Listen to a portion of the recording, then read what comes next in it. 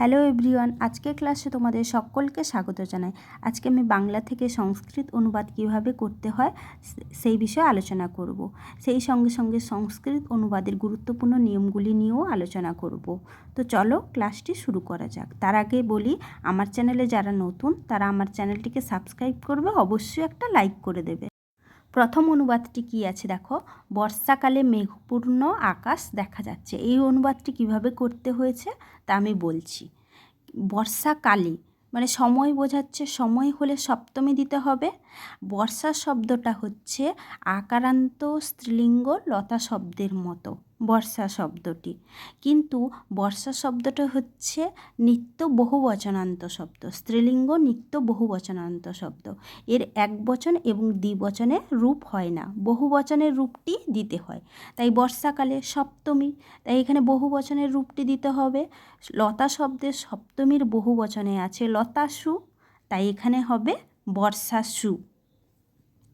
আরও একটা ছোট্ট একটা নিয়ম এখানে বলে দিই, বর্ষাসু এখানে দন্তস হবে, মূর্ধনস হবে না। কেন না, অকার আকারের পর দন্তস হয়।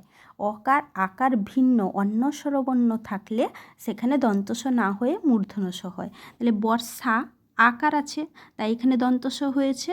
আর যদি অকার আকার ছাড়া অন্য স্বরবর্ণ থাকতো তখন মূর্ধনস হতো।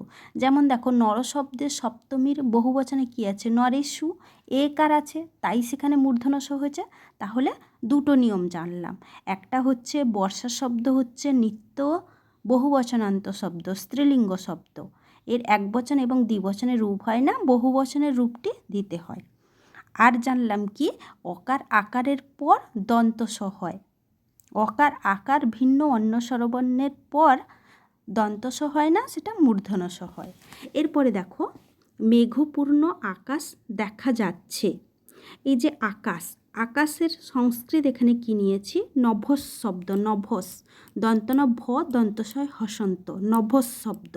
নভস শব্দটি হচ্ছে ক্লিবলিঙ্গ শব্দ। এটির রূপ কেমন হবে, পয়স শব্দ, পয়স শব্দ রূপের মতো নভস শব্দের রূপ হবে। তাই নভস শব্দটা হচ্ছে এখানে পয় পয়সী পয়াংসি, পয় পয়সী পয়াংসি এইভাবে রূপ হয়। আর নভস শব্দটি বললাম পয়স শব্দের মতো ক্লিবলিঙ্গ শব্দ। ক্লিবলিঙ্গ শব্দের বৈশিষ্ট্য হচ্ছে প্রথমা আর দ্বিতীয়াতে একই রূপ হয়। তারপর নভ যেহেতু ক্লিবলিঙ্গ, তাই তার বিশেষণটিও ক্লিবলিঙ্গে দিতে হবে। এখানে মেঘপূর্ণম, নভটা ক্লিবলিঙ্গ হওয়ায় তার বিশেষণ হয়েছে ক্লিবলিঙ্গ, মেঘপূর্ণম। এটা প্রথমাতে আছে, কর্মবাচ্যে আছে। দৃশ্যতে দেখা যাচ্ছে, একবচনে আছে। বর্ষাসু মেঘপূর্ণং নভ দৃশ্যতে। তারপরে দেখো, আমি গান শুনবো। আমি, আমি কি হচ্ছে অসমত শব্দরূপ। এই যে আমি, আমিটা হচ্ছে সংস্কৃতে হচ্ছে তিনটি পুরুষ, প্রথম পুরুষ, মধ্যম পুরুষ, উত্তম পুরুষ। উত্তম পুরুষে থাকে আমি আমরা, মধ্যম পুরুষে থাকে তুমি তোমরা, আর প্রথম পুরুষে থাকে আমি আমরা তুমি তোমরা বাদ দিয়ে যা কিছু সব প্রথম পুরুষে। তাহলে আমিটা হচ্ছে উত্তম পুরুষ। এখানে অহমটা হচ্ছে উত্তম পুরুষ একবচন, তাই তার ক্রিয়াপদটিও দিতে হবে উত্তম পুরুষ একবচনের। এখানে শুনবো কি ধাতু, সোনার ধাতুটা কি ধাতু, শ্রু ধাতু, তালবশয় রফলা হস্যকার, শ্রু ধাতু। শুনবো বোঝাচ্ছে মানে ভবিষ্যৎকাল বোঝাচ্ছে, ভবিষ্যৎকাল অর্থে লিট লকার ব্যবহৃত হয়। তাহলে শ্রু ধাতুর লিট লকারের উত্তম পুরুষ একবচনের রূপ।